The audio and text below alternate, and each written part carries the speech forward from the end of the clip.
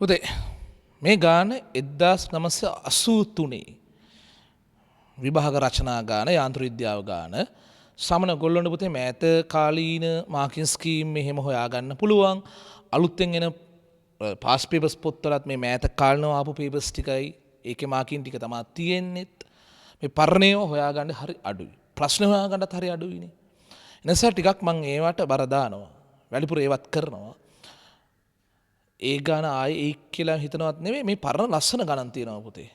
හොඳ ගණන් තියෙනවා. හරි. මුලින් ගාන පටන් ගන්නෙම නිව්ටන් නියම සඳහන් කරන්න කියලා. හරි. ඒක මේ වෙලාවේ ලියන්න යන්නේ නැහැ. සිරසට ඇල්ෆා කෝණයක් ආනත වූ සුමට තලයක් දිගේ. සිරසට ඇල්ෆා කෝණයක් ආනත. සාමාන්‍ය වැඩි හරියක් අපිට පුරුදු තිරසට ඇල්ෆා කෝණයක් ආනත ඒවානේ. සිරසට ඇල්ෆා කෝණයක් ආනතයිලු සුමට තලය දිගේ වස්තුවක් සර්පණය වේ. සර්පණය වෙනවා කියන්නේ මොකද්ද? ලිස්සනවලු. හරි? ආනතියත් ලකුණු කරන් ඉන්නම්කෝ ඇල්ෆා කියලා.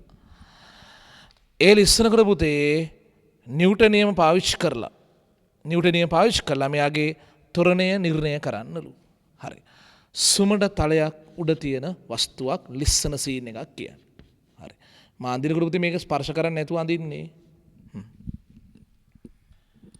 බර කියන එක පහලට ලකුණු කරනවා mg ඊට පස්සේ මේ තලයෙන් එන අබිලම්බ ප්‍රතික්‍රියාව r කියන එක ලකුණු කරනවා එච්චරයි බරයි තලයට ලම්බක අබිලම්බ ප්‍රතික්‍රියාව ලකුණු කරනවා ඝර්ෂණය කියලා එකක් නැහැ සුමට තලයක් නිසා දැන් අපි හොඳටම දන්නවා ඔහම සුමට තලයක අතෑරියා මේක මේ වගේ පල්ලෙහාට ලිස්සගෙන එන බව සිම්බල් ඒ තොරණේ ඊට පස්සේ පුතේ මේක ඇල්ෆා නම් මේක ඕනේ ඇල්ෆා මෙයා ඇල්ෆා නම් මේක ඇල්ෆා ඇයි ඒ මොනවද ඒවට කියන්නේ අනුරූප කෝණ. දාහන්නේ මේක පල්ලෙහාට ලිස්සන් එන තොරණය කීයද? එහෙනම් තලයේ දිගේ අපි f7 m දානවා. තලයේ දිගේ f7 m දානවා.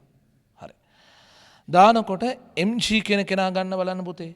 mg කියන කෙනාගේ මෙහාට සංරචකයක් එනවා පුතේ. මොකද්ද? cos alpha. mg ගේ තලයේ දිගේ පහළට සංරචකයක් එනවා mg cos alpha. mg ගේ මේ අතර සංරචකයක් කරන තලයට ලම්බකව sin alpha. දැන් ඔයාලට විභේදනය පුළුවන් කියලා හිතාගෙන මම මේ උගන්වන්නේ. හරිද? mg ගේ මෙහෙර සංරචකයේ mg cos alpha ඒක ලියනවා මෙතන. mg ගේ sin alpha කියන එක ලියවෙන්නේ නැහැ. මොකද ඒක මේ දිශාවට අදාළ නැහැ. ඒක ලම්බක නිසා. r කියන එක අදාළත් නැහැ පුතේ. මේ දිශාවට එයත් ලම්බ දිශාවකට තියෙන්නේ. මේ දිශාවට අදාළ එකම බල mg cos alpha විතරයි. සමානයි කියලා ලියනවා පුතේ ස්කන්ධය ගුණ කිරීම තොරණය හරි ස්කන්ධ ස්කන්ධ සුළුලා ගියාම ඒ දෙන උත්තරේ g cos alpha කියලා. හරි. සමහරවල් මේක වර්ධින ඉඳ තියෙනවා ගොඩක් කලක් ළමයි අර හොඳට ගණන් හදලා තියෙන ළමයින්ටත් වර්ධින ඉඳ තියෙනවා. මොකද ගොඩාක් මේක ගණන් වල තියෙන තිරසෙක්ක හදන කෝණ ඇල්ෆා කියලා. කියවනකොට වැරදිලා හරි මග හැරුණොත් එහෙම සිරසෙක්ක කෝණ ඇල්ෆා කියලා මුළු ගාන මෙතනින් හරිය වැරදි යාවි. හරි. මේ කොටස අපි හදාගෙන ඉමු. රයිට්. අඳ ගන්න පුතේ. සුමට තලය ඇඳ ත්‍රිකෝණයක් වගේ ඇඳ ඇල්ෆා කියලා කෝණයක් ලකුණු කරා.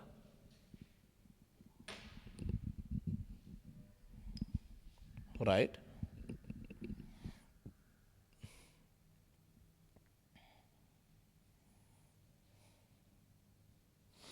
වස්තුව ඇඳලා පුතේ බරෙන් g ලකුණු කරන්න කැබිලාර් ලකුණු කරන්න එච්චරයි බල තියෙන්නේ.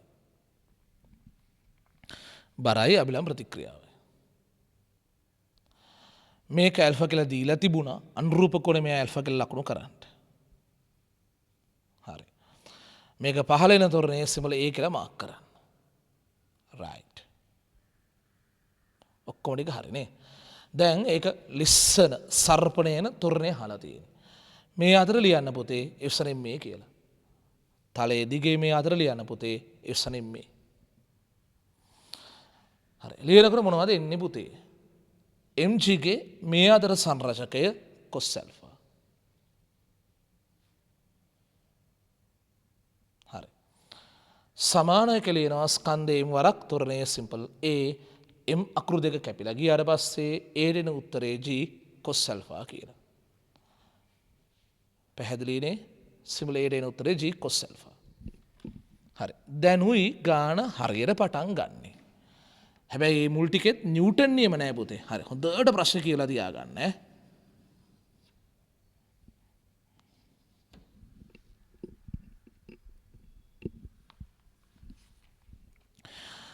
AB යනු එකම සමලින්ම ස්කන්ධයේ බැගින් තියෙන අංශු දෙකක් කියලා කියනවා. දිගෙල් වෙච්ච සැහැළු තන්තුවකින් ගැට ගහලා තියෙනවා කියනවා. කුණ්‍යක මුදුනේ ඉහළම ලක්ෂයේ සවි කරපු සුමට කප්පියක් උඩින් තන්තුව යවලා තන්තුව හැකිලි තිබෙනසේ AB ලං කරලා තියෙනවා P පොයින්ට් එකට. කාලෙ බිඳුවේදී දෙක මුදා හැරියලු. A තලයේ දිගේ ලිස්සන් එනවය. B සිරස්ස වැටෙනවය. තන්තුව ඇදෙනකොට කාලය කීයද? එනකොට B වැටිලා තියෙන දුර කීයද? B වැටියේ දුර. හරි. හොඳට අහගන්න මම තේරුම් කරන වෙලාවේ. මෙහෙමයි කියන්නේ. හරි. ඔය වගේ තියෙනවා මේ කොනේ ඇල්ෆා. හරි. සුමට කප්පියක් මුදුනේ තියලා තන්තුව හැකිල්ලා තියෙන පුතේ A කියලා ස්කන්ධයෙන් වෙච්ච වස්තුවකුත් B කියලා ස්කන්ධයෙන් වෙච්ච වස්තුවකුත් තියෙනවා. හරි. දෙකේම ස්කන්ධේ M. හරි. මේ ගැට ගහලා තියෙන තන්තුවේ දිග සිම්බල් L. දැන් මේක ඔහොම තියලා අතහැරියලු. අතහැරියම මේක කෙලිම ගුරුත්වය යටතේ වැටෙනවා. තන්තුව බුරුල් වෙලා තියෙන පුතේ මේ ගුරුත්වය යටතේ වැටෙනවා. මේක මේ අතර අර කියන්නා වූ තොරණෙන් ලිස්සනවා. හරිද? ප්‍රශ්න අහලා තියෙන්නේ තන්තුව සම්පූර්ණ දිගැරෙන්න යන වෙලාව කීයද? ඒ වෙලාව වෙනකොට B කොච්චර දුරක් වැටිලා තියෙනවද?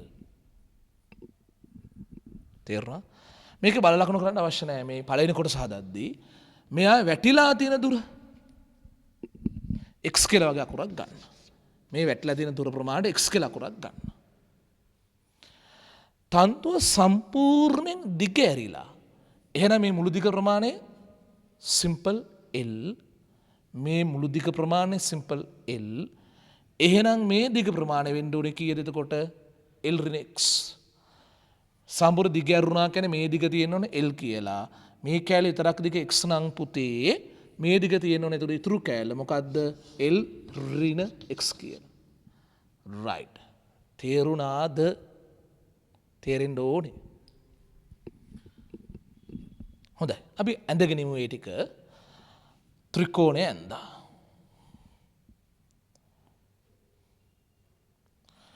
ඇල්ෆා කියලා කෝණයක් ලකුණු කරා. මුදුනේ කප්පියක් ඇඳා.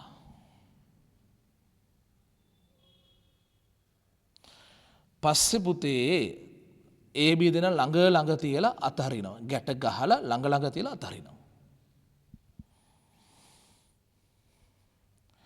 එතකොට මේක ගුරුත්වය යටතේ වැටෙනවා. අපි ගන්න x දුරක් වැටිලා කියලා. මේක ලිස්සලා එතකොට L ඍණ x දුරක්. මොකද මේක ඇදිලා තියෙන ඔක්කොම L දිග. පැහැදිලිද? මේක x කියලා ලකුණු කරලා මේක L ඍණ x කියලා ලකුණු කරලා තියෙන්න ඕන. හොඳයි. දැන් දරුවනේ මොනවද අහලා තියෙන්නේ? ඕක දිගැරෙන්න යන කාලය කීයද? එතකොට B කොච්චර දුරක් වැටිලා තියෙනවාද? මෙහෙම කරමු. ඒ තලයේ දිගේ ලිස්සන කෙනෙක්. මේ කොටස හදන්නේ නිව්ටන් නියම වලින් නෙමෙයි පුතා. මේවා චලද සමීකරණ ගණන්. හරි. ඒට ඇදේට s සමාන ut ධන භාගයක් at වර්ගය දානවා. හරි. ඕකෙන් බලමු මොකද වෙන්නේ කියලා. ලිස්සූ දුර L ඍණ x. ලිස්සා ඇති දුර L ඍණ x. නිශ්චලතාවයෙන් පටන් ගත්ත u බිඳුව නිසා ut ගුණිතය කියන එකත් බිඳුවම තමයි. භාගයයි ලිස්සන තොරණේ අර පළවෙනි කොටස අපි හොයලා තියෙනවා g cos alpha කියලා. හරිද? ගුණ කිරීම කාලයේ සිම්පල් t අකුරේ වර්ගය ඒකාංක 1 කියලා ලියමු. right. තේරුණාද? ලිස්සූ දුර L ඍණ x සමාන කරමු. u බිඳුව නිසා මේකම කෙලින් බිඳුවයි භාගයයි ලිස්සූ තොරණේ g cos alpha t අකුරේ වර්ගයයි. ලියන් ඉඳිමු හැමෝම. ඒට තලයේ දිගේ ඇදේට දානවා පුතේ. තලයේ දිගේ s සමාන ut ධන භාගයක් at වර්ගය. එළියනකොට පුතේ ලිස්සූ දුර L ඍණ x සමානයි පුතේ. නිශ්චලතාවයෙන් පටන් ගත්ත u බිඳුවයි භාගයයි ලිස්සන තොරණේ g cos alpha t අකුරේ වර්ගයයි අංක 1. එල්රින් x සමානයි භාගයයි g cos alpha t අකුරේ වර්ගය. ඉතින් x හොයන්නත් බෑ t හොයන්නත් බෑ. ඉතින් තව සමීකරණයක් ගන්න ඕනේ. දැන් යන විදිය තේරෙන ඊළඟ සමීකරණය මොකෙන්ද ගන්නෙ කියලා. b ඩ 15ට ওই සමීකරණයම දානවා. හරි. b ටත් ඕකම දානවා. b ට 15ට s සමාන ut ධන භාගයක් at වර්ගය දානවා. හරි. කොහොමද ලියවෙන්නේ පුතේ? එයා වැටුණු දුර x කියලා නේද ලියන්න ඕනේ. මම මේ හරියට ලියන්නම්. x සමානයි එයාගේ u බිඳුව නිශ්චලතාවයෙන් පටන් ගත්තා. ඒතර ut ගුණිතය බිඳුවයි භාගයයි එයා වැටෙන කෙලිම ගුරුත්වය යටතේ g කාලයේ t අකුර එයාගේ වර්ගය අංක 2. කෙලිම වැටුනේ පුතේ. තන්තු එහෙම බුරුල් ඒ වෙලාවේ බුරුල් මේක වැටුණට පස්සේ තමයි එයා දෙන තත්ත්වෙට එන්නේ. හරි. b ට කියලා ලියන්න පුතේ 15ට b ට 15ට s සමාන ut ධන භාගයක් at වර්ගය කියලා. s සමාන ut ධන භාගයක් at වර්ගය. හරි. වැටුණු දුර x සමානයි නිශ්චලතාවයෙන් පටන් ගන්න නිසා u බිඳුවයි ධන භාගයයි තොරණේ g t අකුරේ වර්ගය අංක 2. හොඳයි. දැන් t හොයන්නත් ඕනේ x හොයන්නත් ඕනේ. ප්‍රශ්නේ මුලින්ම විමසන්නේ t කීයද කියලා. ගොඩක් වෙලාවට රචනා ගණන් වල අහන පිළිවෙලට හදන එක තමයි ලේසි. ගොඩක් වෙලාවට අහන පිළිවෙලට උත්තර දී හොය යන එක ලේසි අපිට. මොකද්ද හොඳම කාලය හොයන්න? දැන් කාලය හොයන එක x කියලා අකුරක් තියෙන්න බෑ. ඇයි x කියන එක අපි බලෙන් දාගත්ත අකුරක්. මට හිතනවා 1 2 එකතු කරන්නම් කියලා. එක සමීකරණය දෙක සමීකරණය එකතු කරන්න. හරි. ඇයි එහෙම කරේ කියලා තේරෙයි ඈ. 1 2 එකතු කරද්දී මේකේ වම් පැත්තේ තියෙන L අඩු කිරීම x කියලා එකක්. මෙයාගේ වම් පැත්තේ තියෙන x කියලා එකක්. සමානයි කියලා එනවා පුතේ. දකුණු පැත්තේ මොනවද? මෙන්න මේ සෙට් එක තියෙනවා. පළවෙනි සමීකරණය. භාගයයි g cos alpha t අකුරේ වර්ගය එකතු කිරීම. මෙයාගේ මෙහෙම කෑල්ලක් තියෙනවා. භාගයයි g t අකුරේ වර්ගය කියලා. හරි. දැන් තේරෙනවා නේද ඇයි එක් අහු කරේ කියලා? ඇයි එකතු කරේ? එතකොට මේ ඍණ x එකට ධන x එක නොදන්න x අකුර කැපිලා යනවා. එතකොට මේ පැත්තේ l අකුර ඉතුරුයි.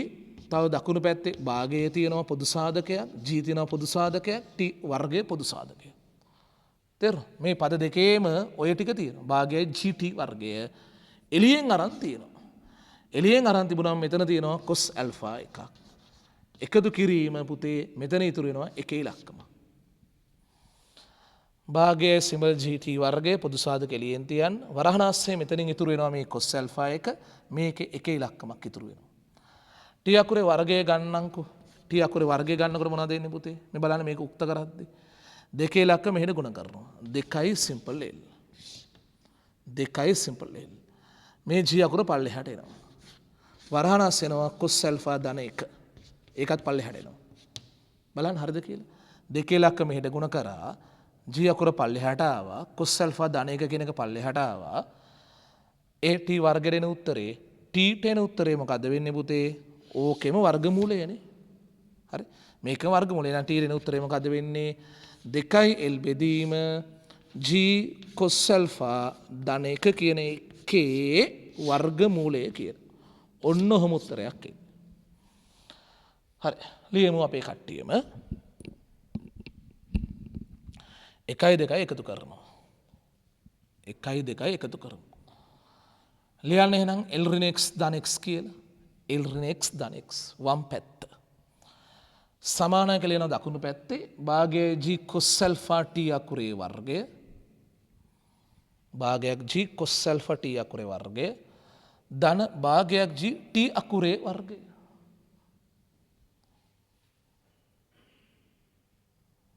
හරි.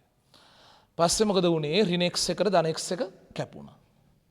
මේ ලකුර ඉතිරි වුණා. ඊළඟ මොකද කරන්නේ? දකුණු පැත්තේ භාගය gt වර්ගය මට පේනවා පොදු සාධකයක් බව.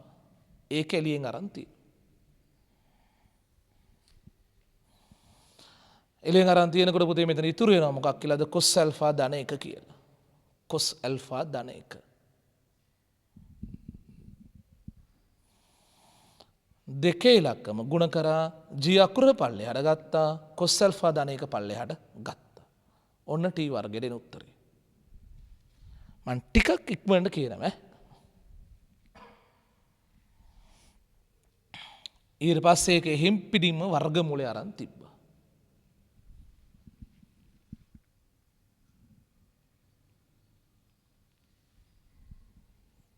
හරිනේ. පැහැදිලි නේද?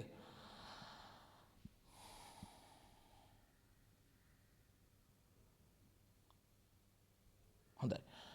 තව ඉවර නෑ. ඒ කොටස තාම ඉවර නෑ. ඇයි අර B වැටුණු දුර x හොයන්න ඕනේ. ඉතින් දෙයනේ x හොයන්න ලේසිම ක්‍රමය මොකද්ද? අංක දෙකෙන්. මේකෙන් හොයන්න ලේසි පුතේ. අංක දෙකෙන් කියලා ලියනවා x සමානයි කියලා පුතේ.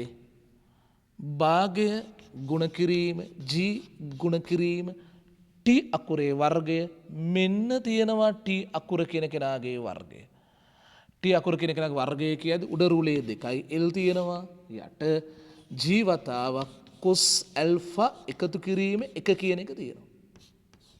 හරි? ඊළඟට මොකද වෙන්නේ? g අකුරට g අකුර සුළු වෙනවා, දෙකේ ඉලක්කමට දෙකේ ඉලක්කම සුළු වෙනවා. ඉතුරු වෙන x සමානයි කියලා මොකක් කියලාද පුතේ? මේ l අකුර ඉතුරුයි යට වරහණක් අවශ්‍යම නැහැ එතන. cos alpha ධන 1 කියලා ඉතිරි. මෙන්න b වැටි ඇති දුර ලියන්න.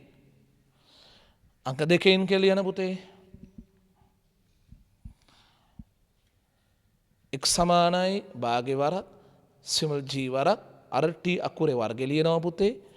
මේක වර්ග කරනකොට 2l බෙදීම g cos alpha ධන 1 කියලා ඇවිල්ලා තියෙනවා අපිට. g g කැපිලා දෙකට දෙක කැපිලා මේක ඉතුරු වෙනවා. ලියන්න.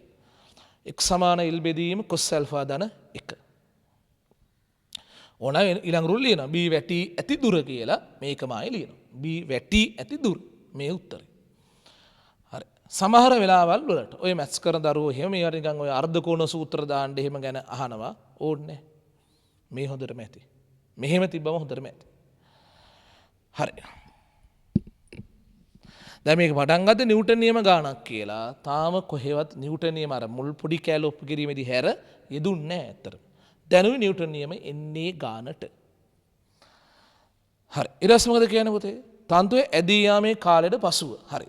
පුතේ දැන් ඔන්න තන්තුව ඇදුණු තත්ත්වයට ඇවිල්ලා තියෙන මේ වෙනකොට. ඒ කියන්නේ දැන් තන්තුවේ ආතතිය එහෙම තියෙනවා. ඇදී යාමේ කාලෙට පසු ස්කන්ධ දෙක ඒකාකාර තොරණ වලින් චලිත වෙනවලු. සාධාරණයිනේ. පද්ධතියේ තොරණය කීයද කියලා අහනවා. තන්තුව විසින් කප්පිය මත යෙදෙන බලයේ විශාලත්වයයි දිශාවයි අහනවා. තන්තුව මත තන්තුව විසින් කප්පියට එන බලය ගැන. ඒක අමතක කරන්නකෝ. තොරණයක් ගැන අහලා තියෙනවනේ. හරි. අර කොටසම පස්සේ කියලා දෙන්නම්. හරි. තොරණයක් ගැන අපෙන් අහලා තියෙනවා. හරි. ඔන්න බලා ගන්න ආයෙ මට දැන් ලකුණු කරන්න සිද්ධ වෙනවා අපේ පුතේ. මෙන්න මෙහෙමයි තියෙන්නේ. මේක ඇල්ෆා ආනතියක් තියෙන්නේ. හරි. ඒ කෙනා ඉන්නවා මෙහෙම පුතේ. කප්පි උඩින් යවලා මෙතනින් B කෙනා ඉන්නවා. හරි? ඔහොම නේද? තන්තු ඔහොම තිබිලා කප්පි උඩින් ගිහිලා මෙහෙම ඇවිල්ලා තියෙන B ගැට ගැහිලා. දැන් බල ලකුණු කරද්දී Aට බරක් තියෙන්න ඕන, Bට බරක් තියෙන්න ඕන. දැන් තන්තුවර ආතතියක් තියෙන්න ඕන, සැහැල්ලු තන්තුවක් යවලා තියෙන සුමට කප්පියක් කරහා. මේ තන්තු විසින් A මත බලය, මේ තන්තු විසින් B මත ආතති බලය. ආයෙ මෙතන අබිලම්පති ක්‍රියාවක් තියෙනවා. මම A මතයි B මතයි විතරයි බල ලකුණු කරලා තියෙන්නේ. ලකුණු කරගෙන ඉමු අපි එන හැමෝම. රයිට්. ඇඳ ගන්න අපි පුතාලා දූලා මේක. ත්‍රිකෝණය ඇඳ ගන්න. ත්‍රිකෝණය ඇඳලා රයිට්. ඇල්ෆා කෝණය ලකුණු කරන්න. හරි. ඇල්ෆා කියන කෝණය. රයිට්. පුතා AB වස්තු දෙක ඇඳ ගන්න. AB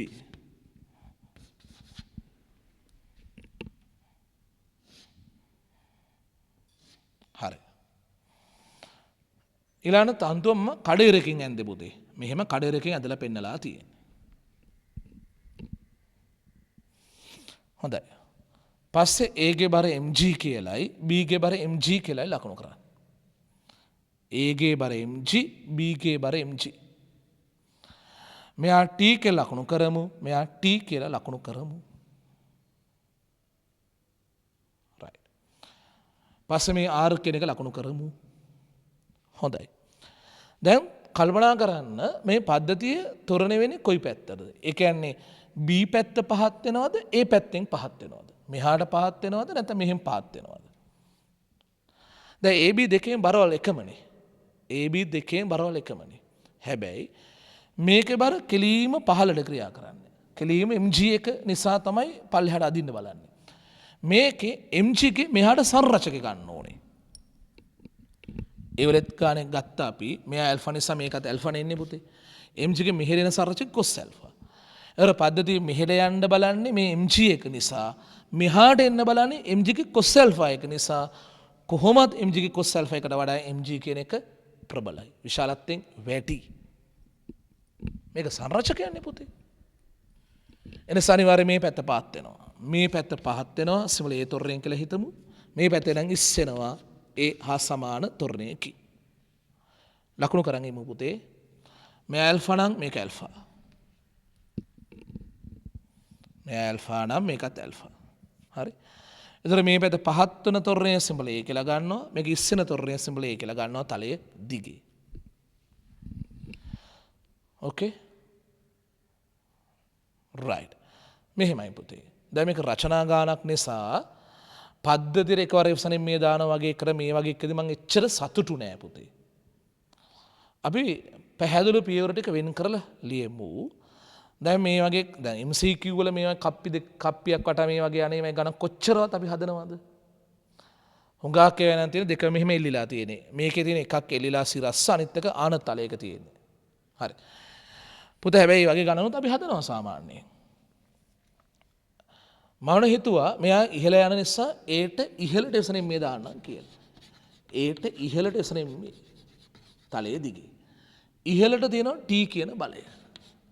ඍණ mg ගේ පහළ සංරචකයක් එනවා cos alpha කියලා. හරිද? r කෙනක ඔය කියන දිශාවට අදාළ නැහැ. සමානයි ස්කන්ධය වරක් තොරණය.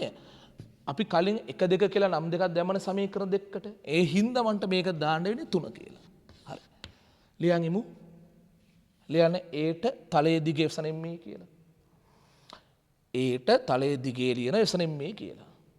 රයිට්. මේ අතර ඇදේට ලියන එසනින් මේ කියලා. හරි. t ඍණ mg ගේ cos alpha. t ඍණ mg ගේ cos alpha. සමානයි කියලා යන්න පුතේ ස්කන්ධෙම වරක් තොරණයේ සිම්බල් A අංක 3.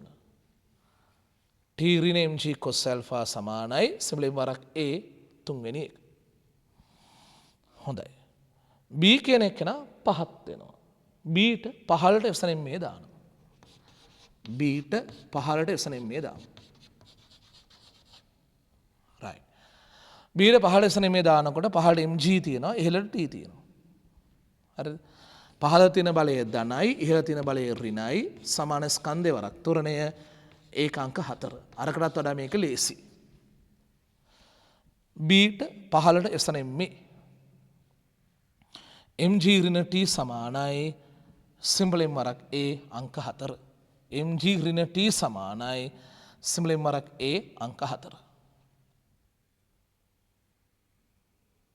ඉවරයි නේ ලියලා. හොඳයි. දැන් හොඳ දරුවෝ වගේ අහගෙන ඉන්න පුතේ. දැන් මේක මුලින්ම අහලා තියෙන්නේ මොකද? ඍජුවම අහලා තියෙන්නේ මේ පද්ධතියේ තොරණය මොකද්ද? සිම්බල් A අකුර කීයද? එතකොට මේකේ සිම්බල් A ට ගන්න ප්‍රකාශනයේ කැපිටල් T කියලා අකුරක් තියෙන්න බෑ.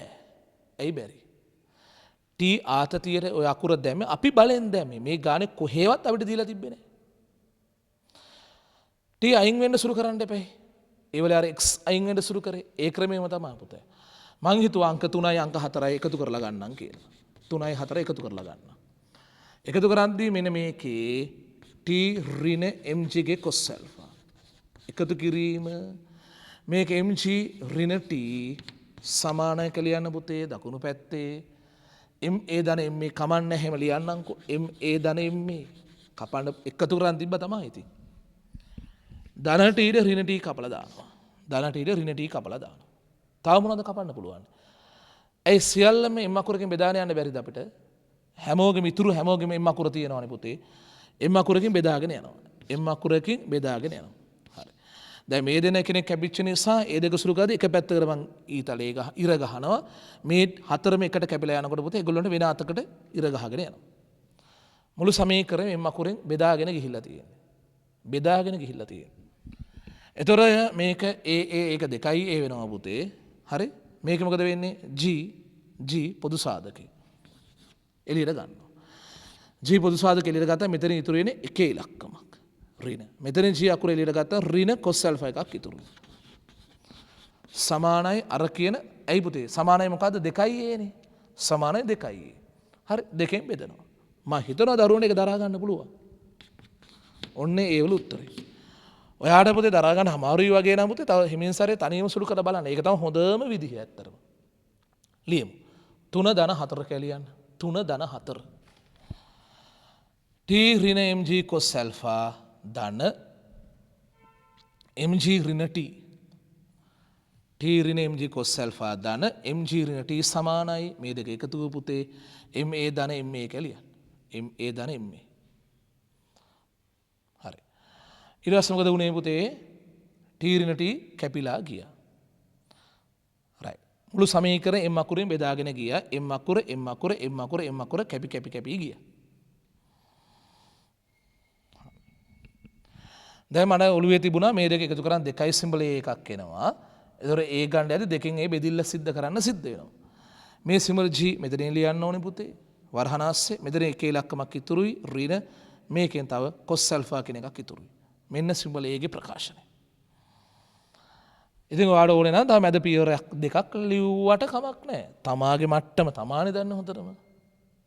නමුත් ඔයගොල්ලෝ මේ මට්ටමට එන්න එපා. මේ මැද පියවර ලිව්වා නොලිව්වා කියලා ලකුණක් වැඩිපුර හම්බෙන්නේ හෝ අඩු වෙන්නේ හෝ නැහැ. හරි. ඒකත් හරි කියලා කියමුකෝ පුතේ. තව මොනවද මේ අහලා තියෙන්නේ? තන්තුව මගින් කප්පේ මත යෙදෙන බලයේ දිශාවයි විශාලත්වය. තන්තුව මගින් කප්පිය මත යෙදෙන බලයක් ගැන අහනවා. සාමාන්‍ය මේ කප්පි ගණන් වල වැඩිම අපෙන් අහන්නේ මොනවද? තොරණේ අහනවා. ආය අහන්නේ මොකද්ද? තන්තුවේ ආතතිය.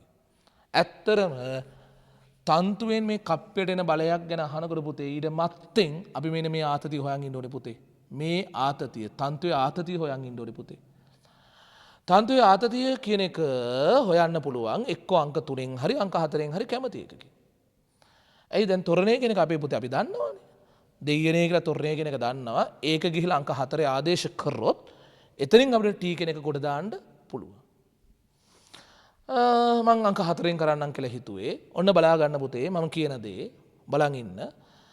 මේ අංක 4 සමීකරණය මං ගන්නවා. ඍණ t එහාට ගෙනියනවා ධන t වෙනවා.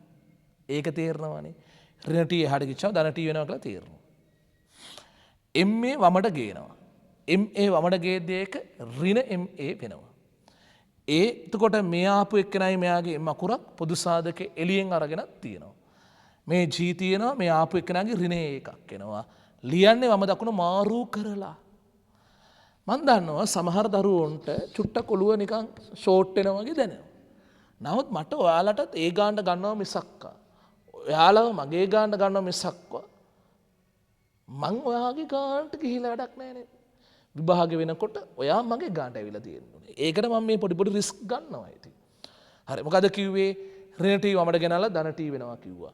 මේක වමට ගෙනිච්චම ඍණ මේ වෙනවා කිව්වා. m පොදු සාධක එළියෙන් තියෙනවා කිව්වා. G ඍණ a එකක් ඉතුරු වෙනවා වරහණක් අස්සේ.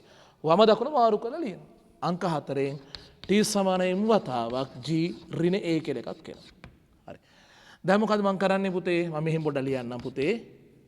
right. ඊට මොකද කරන්නේ මම m වතාවක් G අඩු කිරීම සිම්පල්ලි. මෙන්න දෙයනේ සිමලයේ ප්‍රකාශනය තියෙනවා. හරි. G බෙදීම 2යි වරහණක් අස්සේ 1 ඍණ cos alpha. හරි. මේ වරහණ මෙතන ඉවර කරන්න එපා පුතේ. right. දැන් කොල්ලෝ මොනවා හරි පේනවා තව සුළු කරන්න පුළුවන් පොදු සාධක G. T සමානයි සිමල mg. හරි. කොල්ලනේ මේ සිමල G එළියට ගන්නකොට මෙතන එක ඉලක්කමක් ඉතුරුයි. අවුලක්ම නැහැනේ. G එළියට ගත්තා මෙතන එක ඉලක්කම ඉතුරුයි. ඍණ භාගය කියලා එකක් එතනින් එනවා. ඍණ භාගය කියලා එකක් නෝ. G එළියට අරන් තියෙන්නේ මේ ඍණයි ගුණ කරාම ධන වෙලා තව භාගයයි cos alpha එකක් එතනින් එනවා. හරි. එතකොට t සමානයි කියලා එනවා පුතේ mg වරහන් ASCII එකෙන් භාගයක් අඩු කරාම භාගයක් ඉතුරුයි ධන භාගයයි cos alpha කියලා එකක් ඉතුරුයි. ඒකෙනුත් ඊට පස්සේ මොකද වෙන්නේ? භාගයේ පොදු සාධකය එළියට අරගෙන තියන්න. මේක එළියට අරගෙන තියෙනකොට පුතේ mg බෙදීම දෙකක් එනවා. වරහන් ASCII එන්නේ මොනවද පුතේ? භාගය ගත්ත නිසා එක ඉලක්කමක් ඉතුරුයි. මේ භාගය ගත්ත නිසා තව cos alpha එකක් ඉතුරුයි. හරි. ඉරි ගහන්නේ නැහැ. මොකද ඒක නෙමෙයි ආතතිය නෙමෙයි අහලා තියෙන්නේ. වෙන එකක් අහලා තියෙන්නේ. හරි. කමන්නේ ආතතිය අපි හොයාගෙන ඉඳිමු. අංක 4න් t සමානයි m වරක් g ඍණ a. ඕක ආවේ කොහෙන්ද කියන එක මම 3 සැරයක් විතර කිව්වා. t සමානයි සිම්පල් m වරක් වරහණක් ASCII දුවේ g ඍණ a කියලා ලියනවා. හරි. t සමානයි කියලා වෙනවා පුතේ සිම්පල් m වරහණ ASCII මේ g අකුර ඍණ සිම්පල් a මෙතන හොයාගත්තු උත්තරේ. සිම්පල් a අපි හොයලා තියෙන්නේ. g බෙදීම 2යි වරහණක් ASCII එක ඍණ cos alpha. එක ඍණ cos alpha කියලා එකක් එනවා. හරි. මෙන්න මේ g පොදු සාධක එළියෙන් තියෙනවා. වරහණක් ඇතුළේ එනවා. මේ g එළියට ගත්තා මෙතන එක ඉලක්කමක්. මෙතන ඍණ භාගය කියලා එකක්. ඍණ භාගය කියලා එකක්. ඍණයි ඍණයි ගුණ කරන් ධන වෙලා තව භාගයයි cos alpha කියලා එකක් එනවා.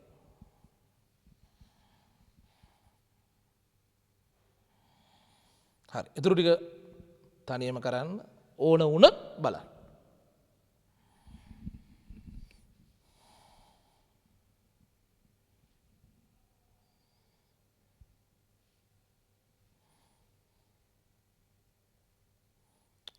තේරුණා කියලා හිතුවා.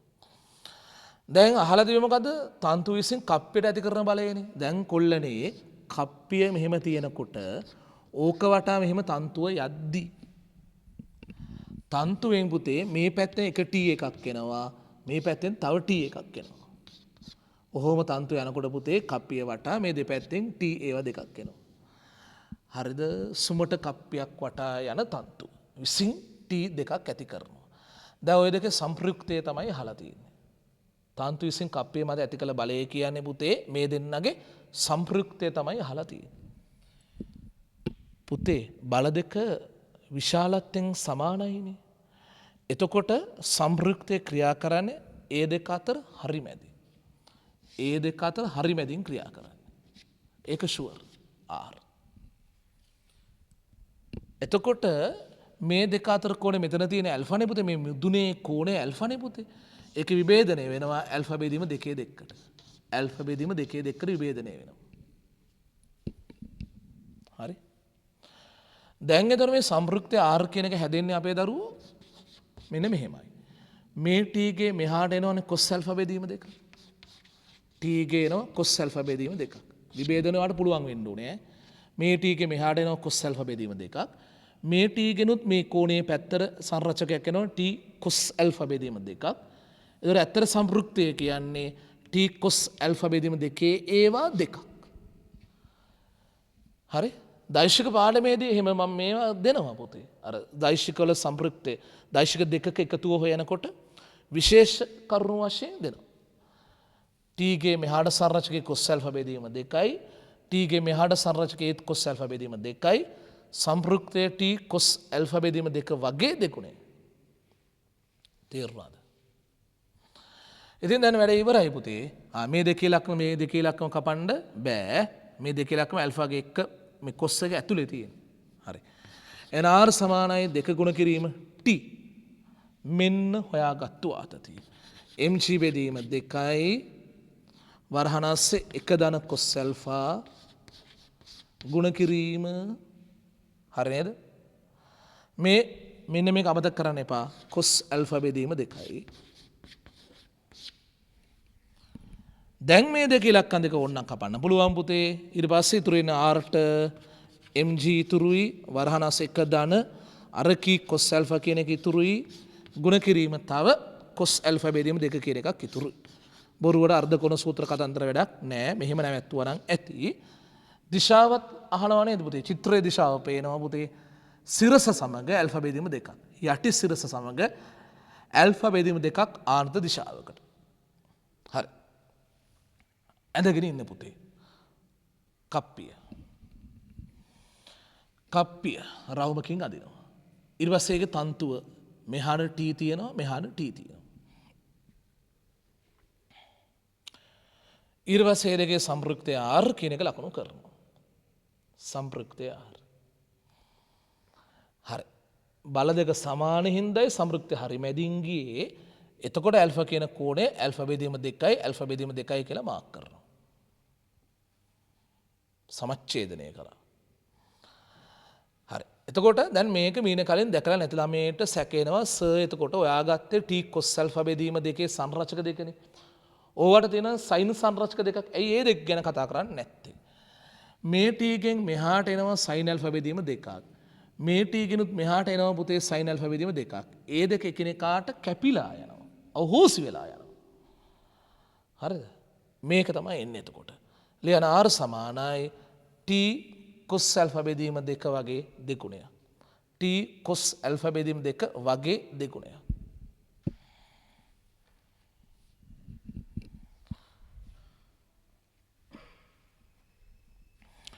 R සමාන දෙක ගුණ කිරීම T. අන්න අර කී T.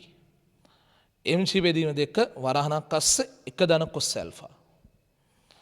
ගුණ කිරීම මේ කියන එක නගෙනවා cos ඇල්ෆා බෙදීම දෙක. හරි. පස්සේ මොකද වුනේ? දෙක ගුණ කිරීම T අතරින් ගත්ත mc බෙදීම දෙකයි වරහණක් අස්සේ එක ධන cos ඇල්ෆා. ගුණ කිරීම අතරින් එනවා තව cos ඇල්ෆා බෙදීම දෙකක්. ඊට පස්සේ මොකද වෙන්නේ? දෙකේ ඉලක්කම් දෙක කැපෙනවා. ඉතුරු වෙනවා R සමානයි කියලා මොකක්ද? මෙතනින් mg මෙතනින් එනවා මොකද්ද පුතේ? එක ධන cos ඇල්ෆා. තව මෙතනින් එනවා cos ඇල්ෆා බෙදීම දෙකක්. එහෙම තියා. ඕක තමයි විශාලත්වය. දිශාවත් ලියමු පුතේ. යටි සිරස සමග ඇල්ෆා බෙදීම දෙකක් ආනතව. යටි සිරස සමග ඇල්ෆා බෙදීම දෙකක් ආනතව. පැහැදිලි? හරි. සෑහෙන හොඳ මට්ටමක බලන්නකො පුතේ මේ පරණ ගානක් වුණාට 1983 ගානක් වුණාට සෑහෙන ගණ්ඩ දේවල් තියෙනවා. හරි. එහෙනම් එතකින් පුතේ මේ ගානේ සාකච්ඡාවත් මම නිමා කරනවා.